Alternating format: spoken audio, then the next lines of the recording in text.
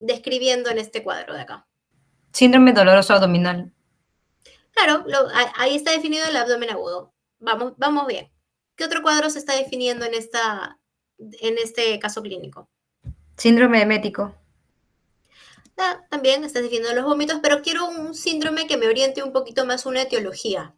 Entonces, ¿qué otro? Miren, esta es una paciente que refiere no elimina flatos, el abdomen está distendido, tiene ruidos hidrarios disminuidos y está timpánico. ¿Qué me está orientando? Síndrome obstructivo Obstructivo. intestinal. Exacto. Lo primero que me está orientando es un cuadro de obstrucción intestinal, ¿ok? Y lo otro que también que tendríamos que descartar es que se trate de alguna patología anexial complicada, ¿no? Porque el dolor se localiza en flanco y fosa ilíaca derecha, ¿ok? Y la paciente ya tiene el antecedente de apendicectomía, entonces obviamente ya descarto la posibilidad de que se trate de una apendicitis, pero en el lado derecho de la paciente claramente igual tenemos la trompa, tenemos el ovario, ¿no? Es una paciente en edad fértil todavía.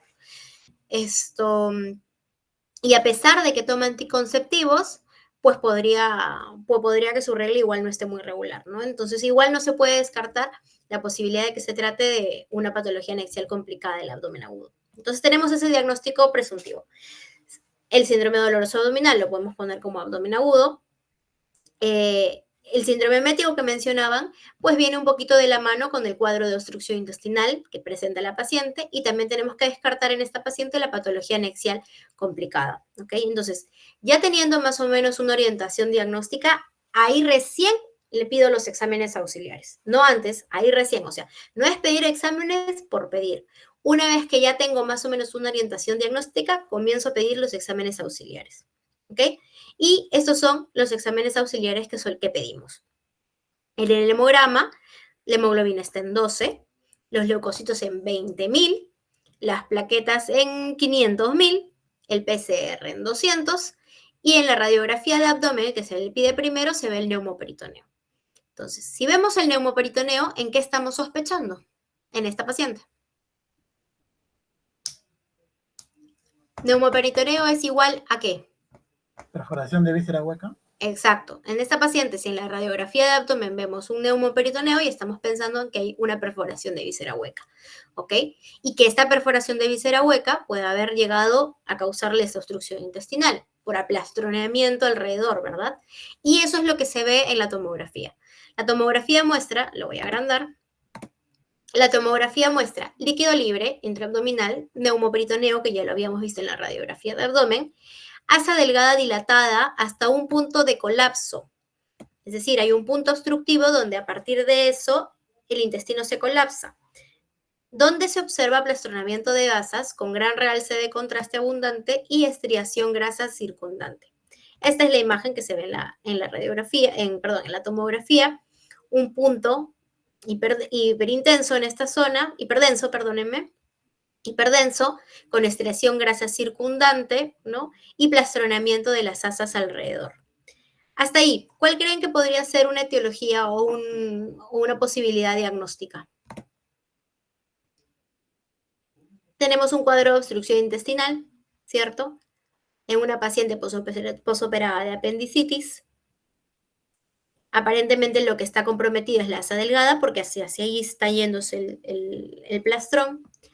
¿Qué posibilidad diagnóstica podrían tener?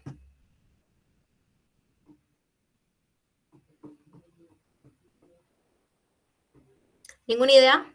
Se las pongo con imagen. ¿Qué es esto?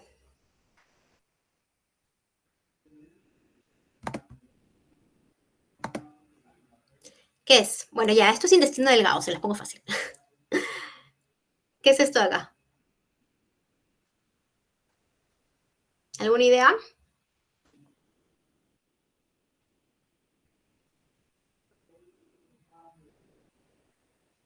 A ver, probable remanente embriológico en intestino medio del paciente. Divertículo de Meckel. Exacto, exacto. Es un divertículo de Meckel que está perforado en la parte del medio. ¿Qué es lo que sucede? Hay veces que estos divertículos se perforan, ¿ok? Hacen como un cuadro similar al cuadro de la apendicitis, porque si se dan cuenta es como un apéndice también, ¿no? hacen un cuadro similar a la apendicitis con un dolor difuso que luego se localiza. Y por lo general también se localiza o en mesogastrio o en fosa ilíaca derecha. ¿Ya? A manera de localizar la infección, los intestinos, el epiplón, van plastronando, van migrando y se van colocando alrededor de este divertículo y colapsan esta asa delgada, ¿ok? Como que la apretaran. Entonces ahí comienza a ver el cuadro de obstrucción intestinal, ¿ok? No solamente es un cuadro de peritonitis, sino también es un cuadro de obstrucción intestinal justamente por este aplastronamiento de las asas. Muchos de los divertículos de Meckel complicados aparecen como un cuadro de obstrucción intestinal. Digamos, es un diagnóstico diferencial que tenemos que tener en cuenta. Claramente no es el más común, claramente no es el que siempre vemos en la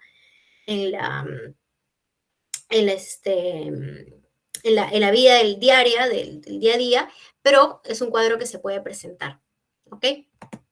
Entonces, como conclusiones, la evaluación y el tratamiento de los pacientes con dolor abdominal agudo representa uno de los aspectos más complicados, ¿no?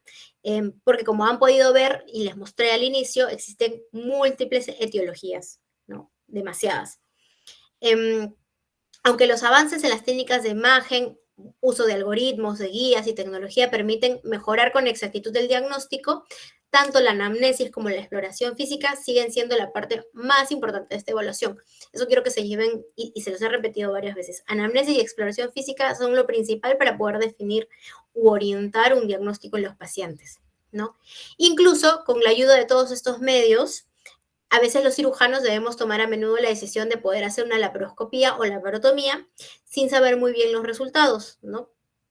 Ya que un retraso en el tratamiento de muchas causas quirúrgicas de abdomen agudo puede llevar a una mayor morbilidad y mortalidad en los pacientes, ¿no? Entonces, hay que saber cuándo esperar, pero también hay que saber cuándo operar. Listo, esa es la bibliografía, de ahí la pueden revisar. ¿Hasta ahí tenemos alguna pregunta?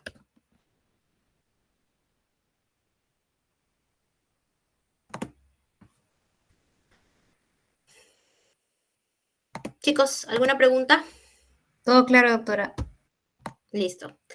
A ver, voy a poner la siguiente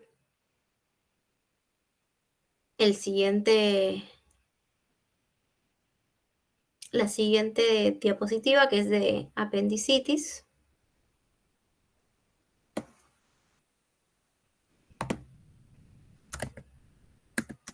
Ya, ¿lo ven? Sí, doctora, sí se ve. Ya, listo, comenzamos. Entonces, en lo que respecta a apendicitis aguda, estos son los temas que vamos a tocar. Es una de las patologías más frecuentes, es lo que sí o sí tienen que saber diagnosticar antes de su internado, incluso ni siquiera después, sino antes de su internado. Porque no solamente es algo que vemos el día a día, sino es que es algo que si no se diagnostica a tiempo, igual puede llevarle muchos problemas a los pacientes, ¿ok? Cuando se puede, siempre trato de empezar mis clases un poco viendo cómo es la historia de esa enfermedad, ¿ok? Para resumir un poco esto, porque no es la idea que se aprendan todos los nombres, el estudio del apéndice viene desde hace muchísimo tiempo. Incluso se menciona que los árabes tenían mayor conocimiento de cómo tratar el apéndice, pero durante la etapa medieval, pues ustedes saben, y ya lo he mencionado antes, hubo un tema de que no se podía estudiar al cuerpo humano. La iglesia decía, no se puede abrir el cuerpo humano, entonces, por tanto, hubo un poco de retraso en el estudio de la anatomía humana y no se pudo ver qué era lo que causaba lo que se conocía como el dolor o la enfermedad del lado derecho, así se le llamaba, la enfermedad del lado derecho. Porque como no se podía ver el cuerpo humano, no sabían qué era lo que dolía en ese lado. Y cuando se examinaban otros animales, como por ejemplo el chancho o como por ejemplo el conejo que ustedes han podido disecar, pues se ve que no tienen un apéndice secal como nosotros los tenemos. Entonces era un misterio qué era lo que causaba esta famosa enfermedad del lado derecho, hasta que a partir de los años 1500, por ahí hasta 1700, durante toda esa época, que recién se realiza la primera apendicectomía incidental, ni siquiera tratada, que se comienza a hablar ya de apendicitis aguda. ¿Okay? Es recién en 1886, como se puede ver acá, que Reginald Fries presenta hallazgos en relación de la apendicitis y ahí recién se recomienda considerar el tratamiento quirúrgico. Y es recién en esta fecha que también está un poco oscura, en 1889, que McBurney publica su artículo de referencia en Nueva York, donde describe las indicaciones de la parotomía para el tratamiento de la apendicitis, recién en 1889. ¿No? O sea, hubo un periodo realmente negro en el cual la gente se moría por apendicitis hasta cerca de los 1900, ¿ok?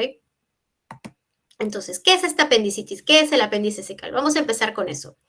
El apéndice secal primero aparece en la octava semana, del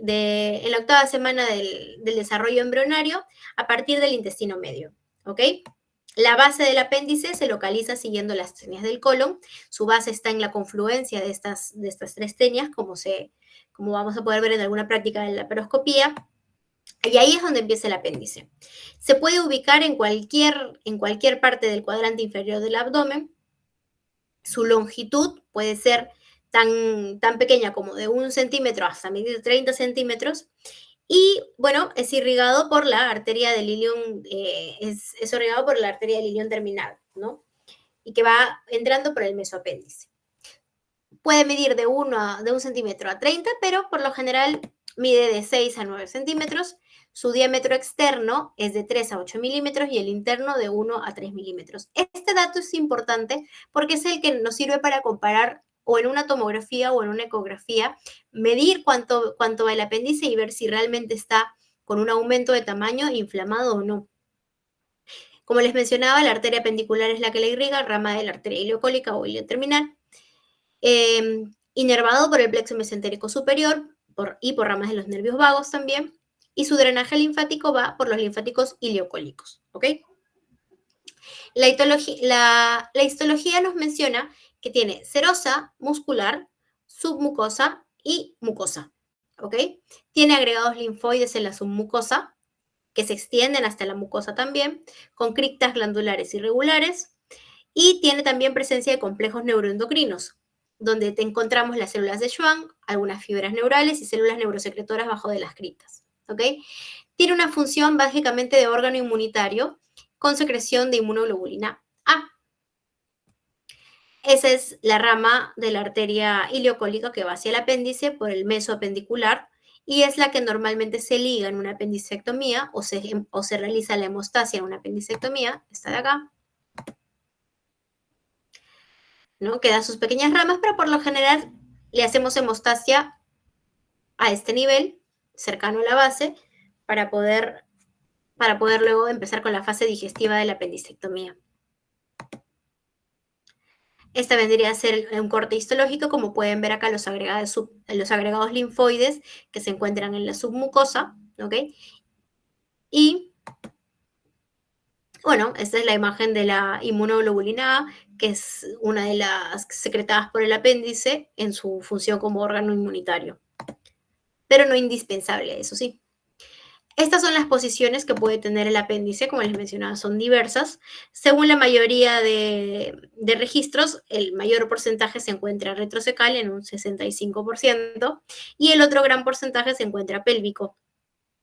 Aunque la verdad yo varias veces lo encuentro subcecal, pero bueno, según los reportes dicen que el retrocecal es un 65% y pélvico un 30%.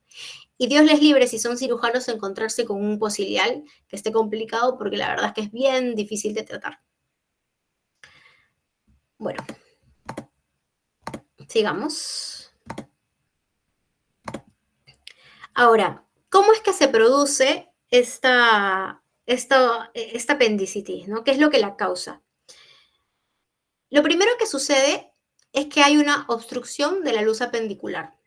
Esta obstrucción de la luz apendicular puede ser por varias cosas, pero principalmente es por un fecalito o por hiperplasia linfoide, sobre todo en niños. Pero también hay otras causas más raras, como los parásitos, como por ejemplo los ascaris, algunas neoplasias, no solamente del apéndice, sino también del intestino grueso, del colon ascendente, que puede generar una obstrucción a nivel de la luz apendicular, o algunos cuerpos extraños, como por ejemplo los bezoars, ¿no? En pacientes psiquiátricos que pueden comer cabello, comer hierbas, ¿no? Fitobezoar, por ejemplo. Entonces, una vez que alguna de estas causas hace que haya una obstrucción de la luz apendicular, lo siguiente que sucede es que comienza a haber una distensión del apéndice por secreción mucosa. Es decir, Hay una obstrucción, por lo general a nivel de la base, pero el resto del apéndice sigue secretando moco. Entonces, esto genera una distensión del apéndice y el apéndice, como les estaba explicando hace un momento, de lo que su diámetro normal o de su medida normal era de 3 a 8 milímetros, comienza a aumentar a 9, 10, 11, 12 milímetros y eso ya es un signo probable de apendicitis aguda, ecográfico o tomográfico. ¿Ok? Esta distensión del apéndice por secreción mucosa genera un dolor difuso en el mesogastrio o en el bigastrio. ¿Por qué? Porque se activan las vías aferentes viscerales. ¿Se acuerdan que les comenté que para que se presente el dolor abdominal habían ciertos estímulos, como por ejemplo estímulos mecánicos que pueden ser la distensión o estímulos irritativos como podrían ser algún irritante o incluso, digamos, algún traumatismo? Esta distensión del apéndice genera una activación de las vías aferentes viscerales y por lo tanto se presenta un dolor difuso en mesogastrio y epigastrio. Se presenta acá el dolor visceral, ¿ok? Porque tenemos afectación del peritoneo visceral del apéndice, ¿ok? Después de esto, hay una ingurgitación y congestión vascular a nivel del apéndice, a nivel de la pared apendicular. Esta ingurgitación y congestión vascular hace de que haya menor retorno, digamos, que haya menor irrigación arterial hacia las capas superficiales del apéndice, se afecta la capa serosa y ahí es cuando se afecta el peritoneo parietal también, y ahí es cuando localizamos el dolor en fosa ilíaca derecha. Entonces, primero tenemos el dolor visceral, por la distensión del apéndice y una vez que ya se ha afectado la capa serosa y este está en contacto con el peritoneo parietal, ahí recién tenemos el dolor bien localizado en la fosa ilíaca derecha, ¿ok? Entonces, después de esto, como les dije, la ingurgitación y la congestión vascular hacen que haya disminución del riego arterial al apéndice, comienzan digamos, a morir las capas del apéndice y esto luego finalmente llega a la perforación del apéndice secal, porque hay una alteración de la irrigación con necrosis y además también porque hay un sobrecrecimiento bacteriano, ¿ok? El sobrecrecimiento bacteriano básicamente por especies de Escherichia coli, algunas del género Bacteroides, otras por los Fusobacteriums, ¿no? Nucleatum o Necrophorum, pero básicamente por la Escherichia coli y los bacteroides, ¿ok? Entonces, vemos pues que es un orden, ¿no? Tiene un componente cronológico la apendicitis. No es que de un momento a otro se perforó, sino es que ha pasado por, digamos, desde una inflamación, ingurgitación, problemas de irrigación y luego recién la necrosis y la perforación. Entonces, en base a eso, es que tenemos las fases de la apendicitis aguda. Este vendría a ser un apéndice normal, y este vendría a ser un apéndice con aumento de su tamaño, y acá también, ¿no? La primera fase, la prefase 1, vendría a ser la fase congestiva o catarral, donde hay un aumento del tamaño del apéndice. La segunda fase vendría a ser la fase flemonosa o supurada, donde hay un poco ya de secreción del apéndice, ¿no? Donde ya comienza a haber este exudado fibrinolítico, ¿no? Que se conoce como la fibrina. Luego, cuando ya hay alteración de la irrigación por esta congestión venosa, por esta disminución de la irrigación en las capas del apéndice, comienza a haber la fase necrótica o gangrenosa. Y si ya está muerto, pues finalmente se termina perforando y tenemos la fase perforada, ¿ok? Como pueden ver, es un proceso cronológico, de menos a más, ¿ok? Y los cuadros clínicos, por tanto, y los síntomas, también tienen que ver con digamos, con el tiempo de presentación o en qué momento del cuadro evolutivo de la apendicitis aguda nos encontramos, ¿ok?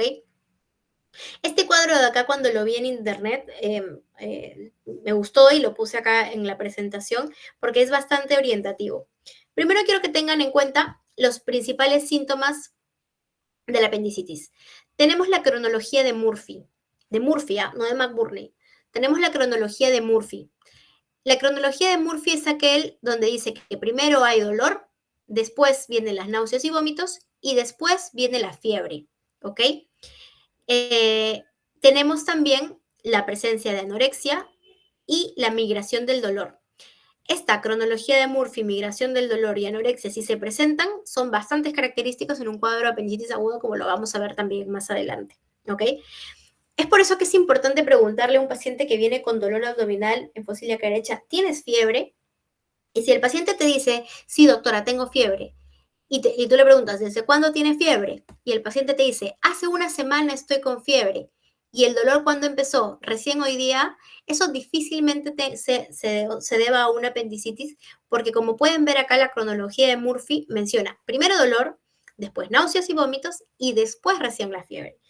¿Y esto por qué es? Esto se explica por esto de acá. Miren, les voy a mostrar. Acá tenemos en este cuadro primero separado las fases de la apendicitis aguda. Como les dije, esto es cronológico y evolutivo. Tenemos la fase congestiva y la fase supurada, y luego tenemos la fase necrosada y la fase perforada, ¿ok? Las dos primeras, la congestiva y la supurada, se les conoce como no complicadas. Y la fase necrosada y la perforada se les conoce como complicadas, ¿ok? Si hacemos un paralelo en tiempo, la fase congestiva la encontramos alrededor de las 4 a 6 primeras horas desde que se presenta el cuadro. La fase supurada alrededor de las 6 horas, la fase necrosada alrededor de las 12 horas de evolución y la fase perforada en pacientes que tienen más de 24 horas con la evolución del cuadro. Esto es casi siempre, ¿eh? No es regla estricta, pero nos da más o menos una idea. Entonces, lo primero que dijimos que pasaba en un cuadro de apendicitis era que hay una obstrucción con dilatación de la luz apendicular. Esto genera disminución del flujo linfático y disminución del retorno o congestión venosa. Y esto nos va a generar edema. Hasta acá todavía no tenemos un sobrecrecimiento de bacterias, ¿ok? Pero como tenemos esta dilatación de la luz apendicular del apéndice, vamos a presentar el dolor visceral, que es el dolor manejado por el sistema nervioso autónomo, como habíamos comentado, ¿ok? Este dolor visceral viene después por las náuseas como un reflejo simpático, ¿ok? O bueno, parasimpático. Viene como un reflejo autónomo. Primero tenemos el dolor visceral por la distensión y luego viene la presencia de náuseas, ¿ok? Luego, en la fase supurada que se presenta alrededor de las 6 horas, ya tenemos algo de proliferación bacteriana. Y acá sí se presentan los gérmenes como la Escherichia coli y el Bacteroides. Acá, como ya tenemos una afectación de la capa serosa del paciente, o ya se empieza a afectar la capa serosa del paciente, y este está en contacto con el peritoneo parietal, comienza a haber ya un dolor somático, es decir, una localización. Y como podemos ver, de este a este han pasado 6 horas, más o menos, desde que se presentó el dolor visceral hasta el dolor somático. A esto es lo que se le conoce como migración del dolor, ¿ok? Ahora, luego de 12 horas que tenemos la apendicitis necrosada, ¿por qué? Porque debido a este edema, debido a la congestión venosa, comenzamos a tener menos flujo arterial que llega a la pared apendicular y ya no solamente crece la Escherichia coli, sino comienza a sobrecrecer también el Bacteroides, que como sabemos es un anaerobio. Entonces, una vez que comienza a haber este sobrecrecimiento bacteriano, ahí recién se agrega la fiebre. Entonces, acá está representada la cronología de Murphy. Primero dolor, luego náuseas y vómitos y después la fiebre, ¿ok? Ya cuando tenemos una apendicitis perforada y ahí hay una clara afectación del peritoneo parietal, pues ya y tenemos peritonitis localizada o difusa, ya podemos encontrar también el dolor al rebote, ¿ok? Siguiente. Hemos visto los síntomas, con eso ya tenemos casi el 90% del diagnóstico de la apendicitis, pero no está de más y también es bastante importante ver la parte de la evaluación clínica, ¿no? El primer punto conocido que tenemos es el punto de McBurney. El punto de McBurney corresponde a la unión entre el tercio externo con los 2 tercios internos de una línea trazada entre la espina ilíaca anterosuperior hasta el ombligo. Este es el famoso punto de McBurney, ¿ok? Luego también tenemos el signo de Robson. El signo del Robson es aquel que se presenta cuando hacemos una presión a nivel del lado izquierdo del paciente. Este genera distensión del colon y a manera retrógrada genera distensión hasta el colon ascendente y por tanto dolor a nivel del apéndice secal. ¿Ok? El punto de Robson es una compresión o presión en el lado izquierdo del paciente a nivel del colon que luego causa la distensión de todo el marco colónico y genera dolor a nivel del lado derecho, ¿ok? Luego también tenemos en el signo del psoas. En el signo del psoas se pone el paciente en decúbito lateral izquierdo, se le pide al paciente que extienda su pierna derecha hacia la espalda, hacia atrás, y al hacerlo, el músculo psoas y los flexores de las caderas se van a estirar, y estos rozan con el apéndice inflamado y pues generan dolor a nivel del apéndice, ¿no? Y a nivel del abdomen también. Otro signo que tenemos es el signo del obturador.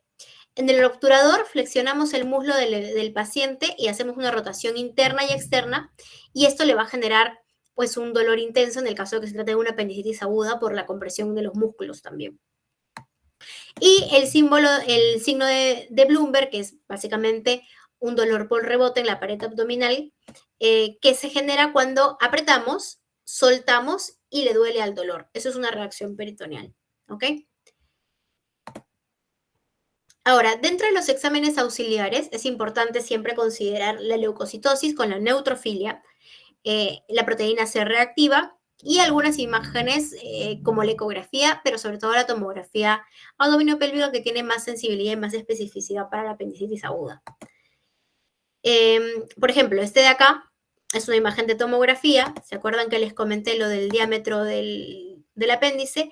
Acá su diámetro normalmente es de 3 hasta 6, a veces hasta 8, ponen algunas revistas, pero acá pues claramente se ve que está mucho más dilatado, igual que en esta parte de acá. El apéndice pierde la neumatización, que quiere decir que no hay aire. Como se empieza a llenar de moco, ya no tiene aire en su interior, y eso también es una característica de apendicitis aguda, ¿ok? Otra característica de apendicitis aguda es que alrededor la grasa se le llama sucia, ¿no? No sé si llegan a ver la diferencia de esta grasita que se encuentra en el abdomen con la grasa intraabdominal. Esta se ve un poquito más blanca. Esto se le llama estriación de la grasa. Y sucede alrededor de cualquier víscera que esté inflamada, ¿no? En el caso de este que es de un apéndice, pues claramente orienta al diagnóstico de apendicitis aguda. Ahora, esta escala de acá es una escala que les presentan bastante en el ENAM, en los exámenes de fin de carrera o para entrar a la residencia, ¿no?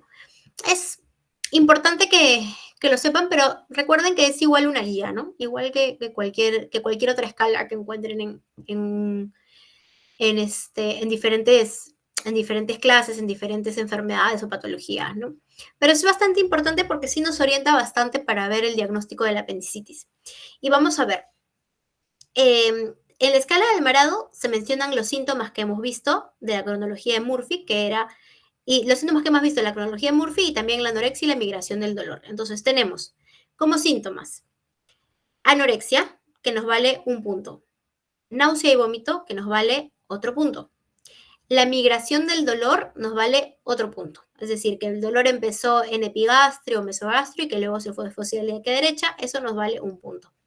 Luego, dentro de los signos, tenemos dolor en cuadrante inferior derecho. Ojo aquí, son 2 puntos. O sea, el dolor localizado en la fosa ilíaca derecha, cuadrante inferior derecho, no necesariamente te está diciendo punto de McBurney. Ojo, te está diciendo dolor en cuadrante inferior derecho, 2 puntos. La presencia de rebote, 1 punto. La presencia de fiebre, 1 punto. Y nos ayudamos de exámenes de laboratorio. La leucocitosis se consideran 2 puntos. Y la desviación a la izquierda de los neutrófilos también se considera 1 punto. Entonces, los que nos valen 2 puntos son el dolor en el cuadrante inferior derecho, siendo el punto de McBurney dentro de esto, y los leucocitosis, la leucocitosis también definida como 2 puntos. ¿Okay? Entonces, todos estos puntos nos dan un total de 10. Si al sumarnos nosotros en un paciente encontramos que tiene 9 a 10 puntos, tenemos casi la certeza de que se trata de una apendicitis. Si tiene más de 7 puntos, tenemos una alta probabilidad de apendicitis. Si se encuentra entre 6 a 5 puntos, son consistentes, pero no diagnósticos. Y menos de 4 puntos, la probabilidad es pues bastante baja que se trate de una apendicitis aguda, ¿ok? Sobre todo si no tiene el dolor del cuadrante inferior derecho o si no tiene leucocitosis. Ojo con eso. Ahora, otra escala que se utiliza para el diagnóstico de apendicitis aguda, y ya no solamente para el diagnóstico, sino también para el manejo de la apendicitis aguda, es el ARES score, que hace referencia al Appendicitis Inflammatory Response Score. tiene casi lo mismo que la escala de Alvarado, así que vamos a repasarla igual. Síntomas: dolor linfocíliaca derecha, 1. Vómito, 1. Signos: rebote y o resistencia muscular en focíliaca derecha. Acá lo dividen en leve, moderada y grave, poniéndolo como 1, 2 y 3. Y una temperatura mayor a 38.5. Acá se especifica cuánto de temperatura, un punto más. En el laboratorio también se menciona la leucocitosis, separando si es entre 10 y 14.000 o más de 15.000, 1 o 2 puntos. La neutrofilia, si está entre 70 y 84 o más de 85, 1 y 2 puntos. Y la proteína C reactiva, si está entre 10 y 49, 1 punto, y si es más de 50, 2 puntos. Y acá mencionan, si solamente tenemos entre 0 a 4 puntos en total, la probabilidad que se trate de una apendicitis es muy baja y se recomienda el seguimiento ambulatorio. Si por el contrario tenemos entre 5 y 8 puntos, sí se puede tratar de una probable apendicitis y se recomienda la observación intrahospitalaria y estudio de imagen complementario. Por el contrario, si ya tenemos entre 9 a 12 puntos, es una alta probabilidad de apendicitis, ya no se recomienda más estudios, sino de frente la exploración quirúrgica. Recordemos que siempre son recomendaciones, ¿no? Lo que tenemos que tener en cuenta es esto, ¿no? Cuando tenemos una sospecha fuerte o cuando tenemos una sospecha muy baja y tenemos que empezar a buscar otras probabilidades o otros diagnósticos diferenciales, como los que vamos a ver a continuación. El diagnóstico diferencial de la apendicitis básicamente depende de 4 factores principales. Primero, que la ubicación anatómica del apéndice no siempre es la misma. A veces está un poquito más arriba, a veces un poquito más abajo, a veces se va hacia la pelvis, un poquito más o incluso puede irse hacia atrás del colon y casi no darnos síntomas, ¿no? Entonces, su diagnóstico diferencial va a depender mucho de cuál es su localización. Y también de qué etapa del proceso estamos. Como les he mostrado, es un proceso evolutivo, es un proceso cronológico. Entonces, no es lo mismo la presentación clínica de un paciente con una apendicitis no complicada, que viene con su cuadro de dolor, un poco náuseas y hasta fiebre, a otro que viene pues con el abdomen peritoneal, ¿no? Con un dolor sumamente intenso, con el abdomen en tabla, que incluso se podría, digamos, confundir con un cuadro de isquemia mesentérica, ¿no? Entonces, también la etapa del proceso nos ayuda a enfocar un poquito el diagnóstico diferencial. La edad del paciente, porque no es lo mismo un apéndice que se presenta en jóvenes que un apéndice que se presenta en ancianos, y el género del paciente, porque claramente en una mujer tenemos muchos más diagnósticos diferenciales por el tema de la patología anexial que en un paciente varón. Ahora, los datos más frecuentes en el caso de un diagnóstico preoperatorio incorrecto de apendicitis, en conjunto constituyen más del 75%, son en orden descendente la siguiente. ¿Qué quiere decir esta frase? Los apendizás, es decir, los pacientes que son diagnosticados con apendicitis, pero no eran apendicitis, la mayoría de veces, ¿de qué se trataban? De una adenitis mesentérica aguda, de una EPI, de una torsión de quiste ovario o rotura del folículo de Graf, un paciente que está literalmente ovulando, o una gastroenteritis aguda. Estos son los diagnósticos diferenciales más frecuentes que a veces se pueden confundir. Ahora, la apendicitis se presenta de diferentes formas en pacientes pediátricos, ancianos o gestantes, ¿no? Por ejemplo, en los pacientes pediátricos, la principal causa, como les mencioné, vendría a ser la hiperplasia de los folículos linfoides y también los parásitos. En los niños, como el aumento mayor, es decir, el epiplon, es más corto. Si es que se llega a perforar su apéndice, no tenemos epiplon que salve, no tenemos epiplon que vaya y localice la infección, la inflamación. Y por eso la peritonitis generalizada es inminente, que quiere decir un cuadro clínico mucho más tórpido. En estos niños, el diagnóstico diferencial está principalmente la adenitis mesentérica, que viene luego de un proceso respiratorio, pero presenta un dolor menos localizado. En el anciano tenemos una clínica un poquito más atenuada, hay menos dolor, a veces no se presenta el síndrome febril ni la leucocitosis por el inmunocompromiso que tienen muchos abuelos, ¿no? La evolución avanzada de un cuadro inflamatorio puede asemejar un cuadro obstructivo. También las asas plastronan y entra como un cuadro de obstrucción intestinal. No tiene la idea cuántas veces he atendido a abuelitos que parece que estuvieran con cuadros obstructivos por un cáncer o algo así. Uno está pensando en lo peor, pero al final, gracias a Dios, era solamente un apéndice que se soluciona en el mismo día. Pero hay que tener cuidado porque también sí pueden haber casos de cáncer de colon y articulitis que formen un diagnóstico diferencial para el paciente. Y en las gestantes es importante recalcar que sobre todo en el tercer trimestre el apéndice cambia de lugar por la compresión uterina y pasa a estar en la región subcostal, o sea, pasa a estar arriba. Y como está arriba, incluso algunas veces se puede confundir con un cuadro de colecistitis aguda porque llega a estar literalmente en la región subcostal. Hay que tener bastante cuidado. Además, que es la urgencia quirúrgica más común del embarazo, ojo.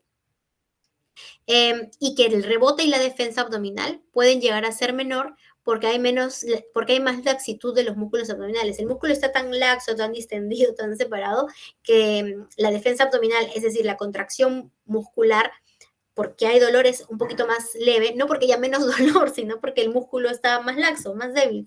Entonces la contracción abdominal y la respuesta muscular al peritonismo es menor. Y bueno, vamos a ver un caso clínico nuevamente. A ver, varón de 39 años, con tiempo de enfermedad un día, en el que refiere dolor abdominal difuso, acompañado de náuseas, refiere que el dolor luego se localiza en fosa ilíaca derecha y luego se asocia fiebre cuantificada en 39, niega molestias urinarias y además refiere hiporexia. En el examen físico tenemos dolor en fosa ilíaca derecha con McBurney positivo, Bloomberg negativo. Y en exámenes auxiliares tenemos leucocitos 15.000 con 85% de neutrófilos y PCR en 200. Hasta acá, chicos, ¿cuál sería la escala de Alvarado? Ahí se las dejo al costado. A ver, cuenten, no es nada del otro mundo.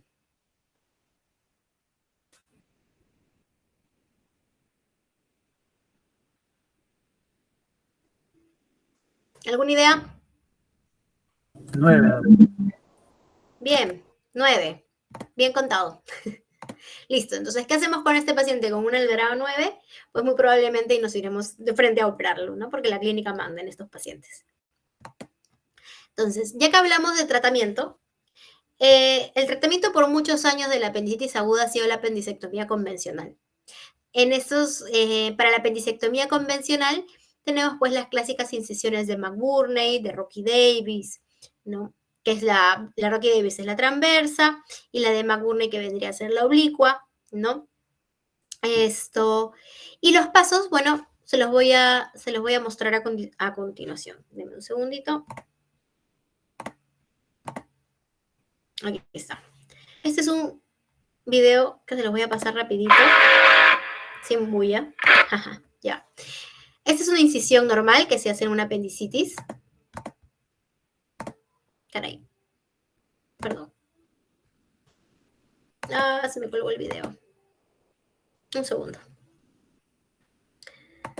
A ver. Esta la cierro. Por querer darle zoom para que lo vean mejor, se me colgó. A ver.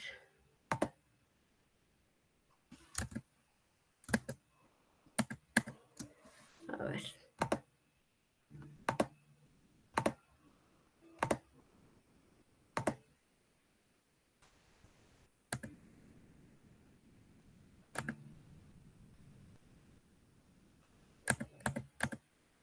Ya, ¿pueden verlo? Sí, doctora. Ya, listo. A ver. Acá empezamos. Hacemos una incisión transversa. Con el electrocauterio se comienza a incidir capa por capa. Acá se empieza cortando el tejido celular subcutáneo, luego se abre la aponeurosis y se comienzan a divulsionar los músculos oblicuos y transversos. ¿Ok? Y una vez que se llega al peritoneo, también se abre el peritoneo. Bueno, ahí está incidiendo a través del transverso recién, y ahí recién va a levantar el peritoneo para poder ingresar hacia la cavidad. Es una incisión bastante pequeña, la verdad, pero de todas maneras, como pueden ver, hay trauma del músculo. Ahí van a cortar el peritoneo. Y una vez que cortan el peritoneo, ingresan hacia el abdomen y comienzan a eviscerar o a buscar el apéndice. Ahí les apareció directamente porque justo están ahora en el punto de Mann-Gurney y ahí estaba el apéndice. O bueno, ahí está el colon. Entonces lo que se hace es buscar el colon y buscar la confluencia de las tenias, que está ahí, y se saca el apéndice. Vamos a adelantar esto un poquito. Ahí está, encontraron el apéndice se agarra con el aqueli en la parte distal, se ubica la arteria apendicular, se divulsiona como han hecho en sus clases de disección para poder clipar esa arteria. Y vamos a avanzar acá porque eso ya lo han visto en sus clases. Se corta en el medio y se liga. Listo, ahí están ligando lado por lado. Y luego van a pasar a hacer el corte también del apéndice. El apéndice se liga en la base, uno proximal, uno distal, y luego se va a cortar. También de la misma manera. Para que salga la pieza. Ay, me adelanté mucho. Listo, cortaron. Ven que el muñón está bien. Introducen el colon nuevamente y se comienza a cerrar plano por plano. Ese es el tratamiento de una apendicectomía. Una apendicectomía convencional en una apendicitis que no se encuentra complicada. ¿Ok? Y en el caso de la laparoscopía, normalmente se coloca el trocar más grande a nivel del ombligo y luego otros dos trócares en fosa ilíaca izquierda y en pubis, que son trócares más chiquitos. El trócar más grande va en el ombligo porque acá es donde se coloca la cámara. Y bueno, este video también ya les he mostrado que a los chicos ayer, pero va más o menos así. Se ubica las tenias, se ubica el colon con sus tenias y ahí en la confluencia de las tenias tiene que estar el apéndice. Se levanta el apéndice con una pinza de agarre. Vamos a adelantar acá un poquitín. Y una vez que ya lo tienen identificado al apéndice y el mesoapendicular, que es todo esto de acá, lo que está por debajo, se comienza a disecar, se comienza a hacer hemostasia. Ahí le están haciendo un hueco al mesoapendicular para poder ligar, igual que hicieron en la apendicectomía abierta. Son básicamente los mismos pasos en realidad. Acá están utilizando una sutura para poder hacer la sección del apéndice. Son grapas con una cortadora en el medio. Esto ya evita el tema de la ligadura, pero la verdad es que normalmente utilizamos ligadura porque es mucho más barato. Ahí ya han cortado el apéndice. Ahí está ya cortado el apéndice y ahora lo que van a hacer es colocarle otra ligadura a la arteria en esta zona para poder sacar el apéndice a través del trócar y que el apéndice no haga contacto con la pared.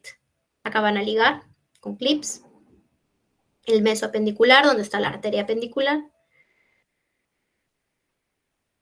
Vamos a avanzar un poco. Ahí han puesto los clips y ahora están cortando, haciendo un poquito más de hemostasia. Listo. Y ya está. Igual que en la cirugía convencional, pero con menos corte y con menos daño del tejido muscular y de la aponeurosis. Salen los trócares y listo, se acabó la cirugía. Entonces, hemos visto un poco acerca del diagnóstico y del tratamiento, ¿no? Este de acá que les presento es el algoritmo para diagnóstico y tratamiento que nos presenta la guía de Jerusalén para apendicitis aguda, que es la guía que todos los cirujanos seguimos, ¿ok? ¿Qué es lo que nos dice este algoritmo diagnóstico? Que, repito, es una guía, no todos los pacientes la tienen que tomar como ley, pero nos ayuda bastante a enfocar a los pacientes, sobre todo cuando tenemos duda diagnóstica. Miren, si según la escala del Alvarado que hemos visto, o según el AVR score, el paciente tiene un bajo riesgo de apendicitis, según esas dos escalas. Si el paciente tiene bajo riesgo, tenemos dos opciones. O le decimos que vaya a su casa y le hacemos seguimiento posterior, o le decimos, señor, si presenta tal signo de alarma, tal, regrese nuevamente. O tenemos la opción también de admitirlo, ingresarlo y reexaminarlo con todo y exámenes auxiliares luego de 6 a 8 horas para volver a hacerle nuevamente el score. Entonces, si el paciente tiene riesgo bajo, tenemos esto. O lo mandamos a su casa con signos de alarma, es decir, le decimos, por señor, vamos a hacer los signos de alarma, o lo admitimos y lo reexaminamos en 6 horas. ¿De qué va a depender esta admisión y observación? Básicamente depende del tipo de paciente que nos encontremos. Si es un paciente adulto mayor, delicado, frágil, que vive lejísimos, que es difícil que se atienda, que ya le ha costado bastante chamba llegar al hospital, entonces de repente es mejor admitirlo y en 6 horas volverlo a examinar para poder más o menos confirmar el diagnóstico, ¿no? Por otro lado, si el paciente tiene un riesgo intermedio según las 2 escalas que les he mostrado hace un momento, se ganó de frente su ecografía. Y si la ecografía es positiva, pero el paciente accede a darle tratamiento médico nada más, porque actualmente se menciona que la apendicitis en las primeras fases podría tratarse con antibióticos, con tratamiento médico, se le puede ingresar y observar y luego reexaminar a las 6 horas. Por otro lado, si el paciente luego de la ecografía es positivo, de frente puede ir a cirugía, también es una opción. Y si el paciente que tiene riesgo intermedio se hace la ecografía y la ecografía es negativa y el paciente tiene menos de 60 años, también se le observa. Pero si es más de 60 años, como el riesgo de deterioro es mayor, se considera la opción de una tomografía para ver si efectivamente es algo quirúrgico, una apendicitis, y llevarlo a cirugía, o si por el contrario, acá quiero poner la imagen, o si por el contrario no tiene una causa quirúrgica y se le puede dar de alta a su casa. Entonces tenemos esas opciones ante un paciente con riesgo medio. Creo que son un poco las más complicadas de discernir, ¿no? O sea, ¿qué tal me sale el paciente con riesgo así, que estoy que la pienso y que encima la ecografía me sale negativa? O le hago tomografía o lo observo, ¿no? Creo que esa es la conclusión de esta área. Ahora, si es un paciente que tiene un alto riesgo, puede ir de frente a cirugía o se puede considerar también hacer una tomografía. ¿Por qué se puede considerar hacer una tomografía también? Porque también puede ser que tenga alguna otra comorbilidad asociada, ¿no? O pacientes que tienen cuadros muy característicos de apendicitis y que al final también tenían otra cosa, ¿no? Entonces, no está de más poder pedirle una tomografía si es que estamos considerando que puede tener alguna comorbilidad asociada, ¿ok? Y por el contrario, si la tomografía sale negativa, nos ayudó a evitar una laparoscopía en blanco, ¿no? Acuérdense que la laparoscopía igual no deja de ser un procedimiento invasivo. Bueno, mínimamente invasivo, pero invasivo. Bueno, entonces ya para terminar, porque creo que me he alargado un poco, tenemos las conclusiones. La apendicitis es una de las urgencias quirúrgicas más frecuentes, una incidencia anual cerca de 100 por 100.000 habitantes. En los varones, el riesgo de tener apendicitis es de 8.6 y de 6.7 para las mujeres, y tiene una incidencia más alta en el segundo decenio de vida.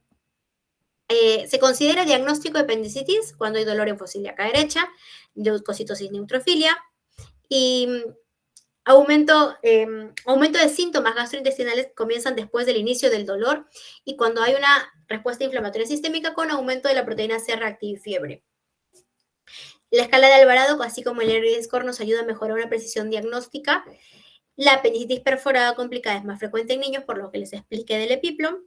Y actualmente el gol estándar del tratamiento para la apendicitis es la apendicectomía laparoscópica. Listo, chicos. Eso sería todo por las 2 clases. Lamento haberme extendido un poco. Si tienen alguna pregunta hasta ahí, alguna duda.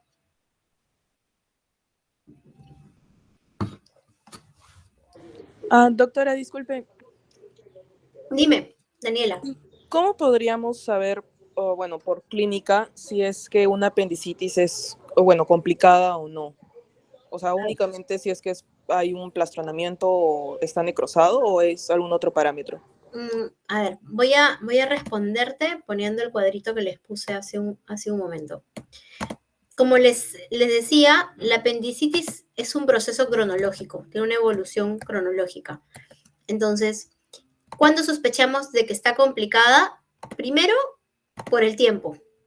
Si el paciente viene y te dice, doctora, tengo 3, 4 días con el dolor, tengo fiebre, ¿no? Me duele mucho, es muy intenso el dolor, y me dice que tiene 4 días, pues difícilmente se trata de una apendicitis no complicada con 4 días, ¿no? O sea, si estamos sospechando la apendicitis, difícilmente sea no complicada. Lo más probable es que sea una apendicitis complicada.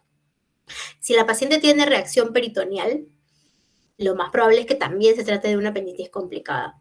Porque como les estaba explicando, tanto la apendicitis congestiva como supurada, que son las no complicadas, si bien es cierto tienen un dolor visceral, un dolor somático que ya puede estar localizado, todavía no hay tanta defensa muscular y todavía no hay tanta presencia de rebote, todavía no está el signo de Robb, sino de Bloomberg, por el tiempo, ¿no? En cambio, en las apendicitis necrosadas perforadas ya tenemos eso, ¿no? Por lo general, si le tomamos un hemograma, le tomamos un examen de sangre, vamos a ver pues leucocitosis elevadas, neutrofilia, PCRs volando, ¿no? A veces incluso si le tomamos una ecografía vamos a ver líquido libre, ¿no? Por líquido libre intraabdominal o la pus que pueda haber. Entonces son varias cositas que nos pueden ayudar a determinar si estamos sospechando una apendicitis complicada o no. ¿Te respondí la pregunta? Sí, doctora, gracias. ¿Alguien más alguna duda?